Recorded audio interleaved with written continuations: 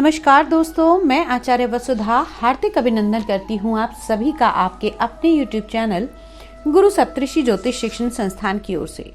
दोस्तों, आज के वीडियो में हम बात करेंगे कि कैसा रहेगा 26 दिसंबर से 31 दिसंबर 2022 तक का ये समय, ये सप्ताह आपके लिए। साल का आखिरी सप्ताह, बहुत सारी उमंगें नए साल को लेकर और बहुत सारी खुशियां भी हमारे सबके मन में हैं।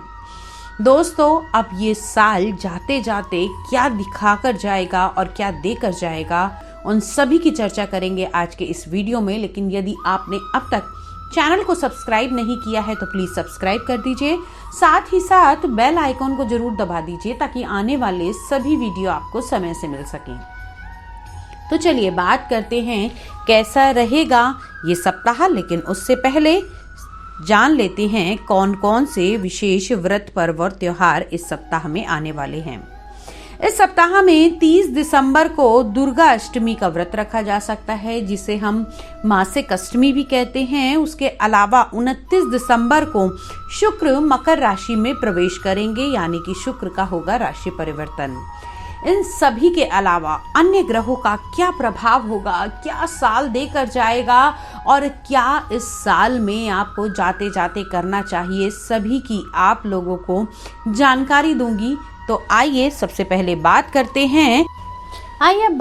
हैं मकर लगन वाले जातकों के लिए कैसा रहने वाला है साल का ये आखिरी सप्ताह। 26 दिसंबर 2022 से लेकर 31 दिसंबर 2022 तक क्या रहेगी ग्रहों की स्थिति। आप लोगों के लगन में अभी शनिदेव गोचर कर रहे हैं। देवगुरु बृहस्पति का गोचर चल रहा है कुंडली के तीसरे भाव में, तथा चतुर्थ भाव में राहु का गोचर चल रहा है। कुंडली के पंचम भाव में मंगलदेव गोचर भ्रमण कर रहे हैं तथा कुंडली के दशम भाव में केतु का गोचर चल रहा है। वहीं सूर्य, बुध और शुक्र की युति बनी हुई है आपकी कुंडली के द्वादश भाव यानी कि 12वें भाव में। आप जानते हैं कि इस ग्रह गोचर का आपके जीवन पर क्या प्रभाव पड़ने वाला है और क्या क्या बदलाव होने वाले हैं। अगर हम बात करें इस सप्ताह आपकी हेल्थ से जुड़ी हुई, तो आप लोगों के लगन के स्वामी स्वयं लगन में ही विराजमान हैं। शनिदेव का यहाँ होना थोड़ी बहुत मानसिक परेशानियां, मानसिक चिंताएं आपको कर सकता है, क्योंकि चंद्रमा और शनि का योग सप्ताह के शुरुआत में आपके लगन में ही बनेगा, जिसे हम विष योग का नाम देते हैं। अब इस विष योग से आप लोगों को मानसिक चिंताएं तो होंगी ही होंगी, साथ ही साथ आपका मन भी थोड़ा सा विचलित रह सकता है। लेकिन घबराने की आवश्यकता नहीं है। चंद्रदेव बड़ी जल्दी ही राशि परिवर्तन करते हैं और सप्ताह के दूसरे और तीसरे दिन में होंगे आपकी कुंडली के दूसरे भाव में। ये सप्ताह आपके कुटुंब के भाव में जब चंद्रमा का गोचर होगा तो आपके परिवार की तरफ से आपके लिए सुखों की अनुभूति कराएगा। साथ ही साथ आपको पारिवारिक स्तर पर मानसिक चिंताओं से मुक्ति मिलेगी। अगर आपके घरेलू झगड़े चल रहे थे, आपस में मनमुटाव चल रहे थे, तो उससे आपको निजात मिलती हुई दिखाई देगी। अब बात कर लेते हैं आपकी कुंडली के तीसरे भाव के बारे में, जहां पर देवगुरु बृहस्पति विराजमान है और चंद्रमा भी 31 दिसंबर को यहीं पर विराजमान होंगे और बनेगा गज केसरी राजयोग आपकी कुंडली के तीसरे भाव में, जिसे हम साहस, बल और पराक्रम का भाव मानते हैं। यहाँ पर देवगुरु बृहस्पति और चंद्रमा का होना कहीं ना कहीं आपको यात्राओं का लाभ देगा। साथ ही साथ सोशल मीडिया नेटवर्किंग से जुड़े हुए लोगों के लिए भी ये जाता जाता साल कुछ नए रास्ते खोल के जाता हुआ दिखाई देगा। इस सप्ताह में आप लोगों को आपके सहकर्मियों के साथ, या फिर मैं कहूँ आपके सबऑर्डिनेट के साथ में भी नया कुछ अचीव करने का एक मौका मिलता हुआ दिखाई देगा।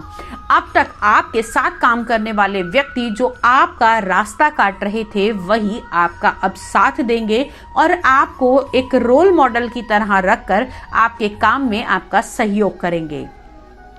कुंडली का चतुर्थ भाव, जहां पर राहु का गोचर चल रहा है, तो थोड़ी बड़ी दिक्कतें तो आएंगी ही आएंगी।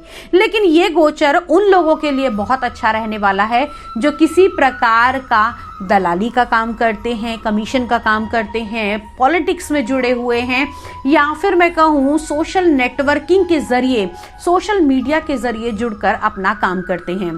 तो आप लोगों के लिए इस सप्ताह में नए रास्ते खुलेंगे, नई अपॉर्चुनिटीज आपको मिल सकती है, लेकिन आपको ये ध्यान देना होगा कि आप इन अपॉर्चुनिटीज का किस तरीके से फायदा उठाते हैं।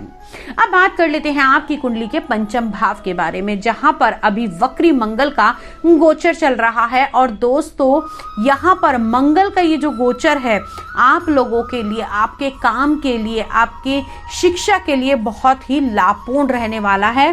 साथ ही साथ जो लोग किसी प्रकार की शेयर मार्केट, बॉन्ड्स इत्यादि का कार्य करते हैं, उन लोगों के लिए भी ये सप्ताह बहुत ही शुभ रहने वाला है। अब बात कर लेते हैं आप लोगों की कुंडली के सप्तम भाव के, यानी आपके दाम्पत्य जीवन के बारे में। तो दाम्पत्य जीवन के स्वामी अभी सप्ताह की शुरुआत में होंगे शनि के साथ में आपके लगन में। तो हो सकता है थोड़ी सी दिक्कतें आपको सप्ताह के पहले दिन 26 तारीख को हो सकती है, लेकिन इतना घबराने की आवश्यकता नहीं है। दाम्पत्य जीवन आपका सुख रहेगा, खुश रहेगा। जिन लोगों को आपके लाइफ पार्टनर के साथ में कुछ प्रॉब्लम्स क्रिएट हो रही थी, उनको भी अब ये टाइम पीरियड उनका फेवरेबल रहने वाला है। जो लोग अपने विवाह की बात को आगे बढ़ाना चाहते हैं, लव रिलेशनशिप में है, या फिर मैं कहूँ किसी प्रकार की इन्वॉल्वमेंट चल रही है, तो आप लोगों के लिए ये टाइम पीरियड बहुत ही शुभ रहने वाला है। आप कारोबार की दृष्टि से ये सप्ताह आपके लिए शुभ रहने वाला है, लेकिन ध्यान रहे आप लोगों को इस सप्ताह में कुछ भी नया शुरुआत नहीं करनी है। किसी भी शुभ काम को करने के लिए अभी आपकी कुंडली के अनुसार ये टाइम उपयुक्त नहीं है। आप लोग इस समय में कुछ नए प्रोजेक्ट नहीं कर सकते, लेकिन हाँ, जो अभी आप पुराना ही काम कर रहे हैं उसको आगे एक्सपेंड कर सकते हैं। अब लकी नंबर और लकी कलर की बात कर लेते हैं। तो दोस्तों, इस सप्ताह आप लोगों के लिए लकी नंबर रहने वाला है नंबर 6 और लकी कलर आप लोगों के लिए रहने वाला है लाइट रॉयल ब्लू कलर। दोस्तों, ये तो था आपका साल का आखिरी सप्ताह का राशिफल।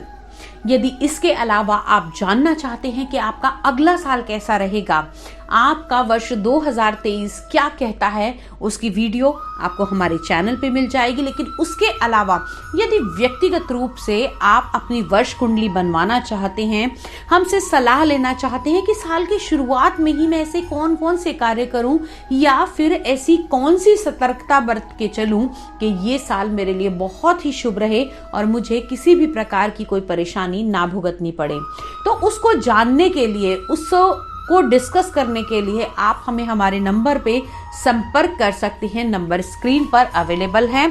अगले वीडियो में आपसे फिर से मुलाकात करूंगी, कुछ नया लेकर, कुछ ऐसा लेकर जो वास्तव में आपकी और मेरी जिंदगी बदल सकता है। तो तब तक के लिए दोस्तों, जय मां।